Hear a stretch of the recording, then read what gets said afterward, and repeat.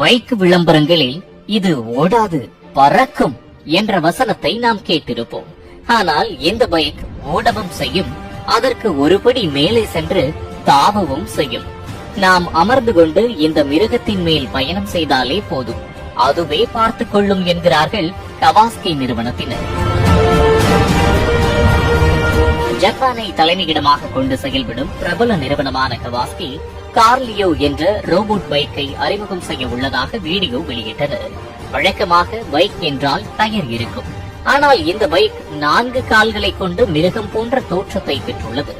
கடினமான மலைப்பகுதிகளில் துள்ளி குதித்து ஓடுவது போலவும், எங்காவது பள்ளம் இருந்தால் தாவி குதிப்பது போலவும் இயங்கும் திறனுடையது. 150 சிசி ஹைட்ரஜன் என்ஜின் மூலம் இதன் கால்களுக்கு மின்சாரம் கடத்தப்படுகிறது.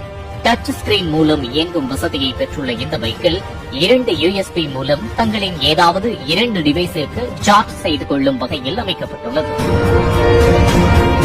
65 கிலோமீட்டருக்கு ஒருமுறை சார்ஜ் செய்தாலே போதும் எனவும், இதன் அதிகபட்ச வேகம் மணிக்கு 25 கிலோமீட்டர் எனவும் கூறப்படுகிறது. இரவு நேரங்களில் பயணம் செய்யும் போது முன்பகுதியில் ஏதாவது நிலப்பரப்பு அல்லது சுவர் உள்ளதா என சுட்டிக்காட்டும் சிறப்பம்சமும் இதில் உள்ளது. இந்த ரோபோட்டிக் பைக்கில் கால் வைப்பதற்கு எலக்ட்ரிக் பெடல் உள்ளது. இதன் மேல் அமர்ந்து செல்வது குதிரை மேல் ஏறி பயணிக்கும் உணர்வை கொடுக்கும் எனவும் கூறப்படுகிறது.